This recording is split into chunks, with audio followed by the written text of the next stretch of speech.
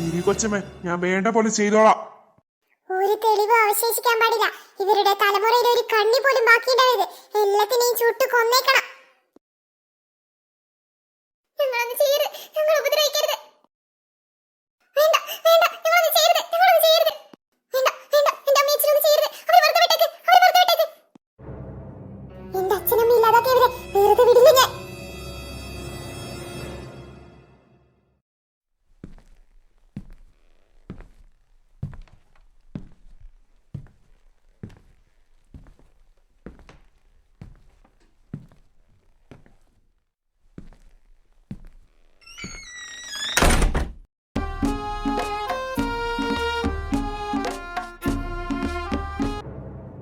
അമ്മേ, അപ്പത്തേക്ക് ഉറങ്ങിയോ?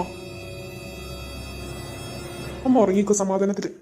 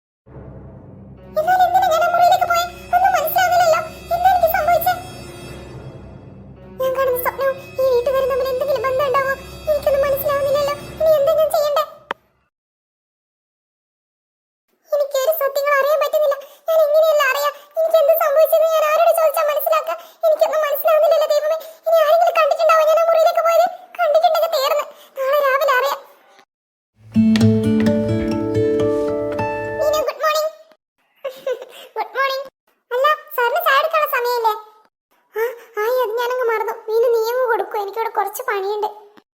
അത് പിന്നെ ഒരു കുഴപ്പമില്ല. നീ സാറിന്റെ റൂമിൽ കൊണ്ടുപോയി വെച്ചായി. സാറെടുത്ത് കുടിച്ചോളൂ, ഞാൻ എടുത്തു തരാം. ശരി,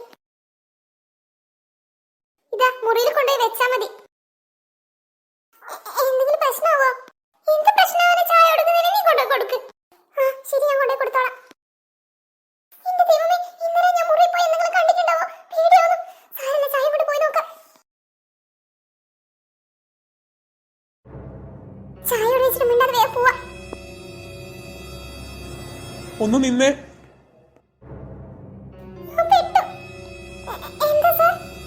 നിനക്ക് എന്നെ എവിടെയെങ്കിലും കണ്ട് എന്തെങ്കിലും പരിചയമുണ്ടോ?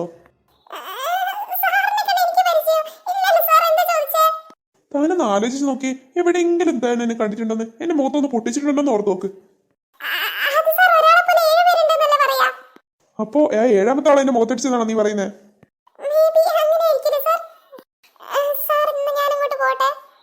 അങ്ങനെ അങ്ങ് പോയാലോ?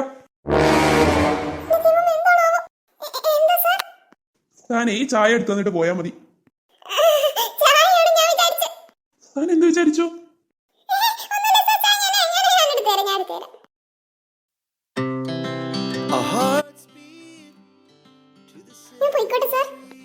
ശരി ശരി, താൻ ചെല്ലേ. അഭിഷേക്, തനിക്ക് എന്താ പറ്റിയ?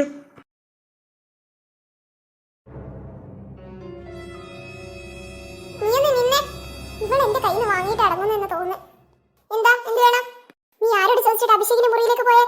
ആ മുറിയിലേക്ക് പോകാൻ ആരെങ്കിലും പെർമിഷൻ വേണോ? നീ വന്ന അന്ന് മുതൽ തുടങ്ങിയിട്ടുണ്ട്. നിന്നെ ഞാൻ വെറുതെ വിടുന്നു നീ വിചാരിക്കണ്ട. അയ്യോ, അങ്ങനെ പറയില്ലേ, എന്നെ വെറുതെ വിടാം. ഈ പോടി. ഈ റൂബി ആരാണെന്ന് നിനക്ക് അറിയില്ല. അത് നിനക്ക് ഞാൻ കാണിച്ചു തരും. നീ നോക്കിക്കോ. വിത്തിൻ 2 days അതിനുള്ളിൽ നീ വന്ന് പുറത്ത് പുറത്തായിരിക്കും. അതിനുള്ള ധൈര്യം നിനക്കുണ്ടെങ്കിലേ നീ കാണിക്ക്.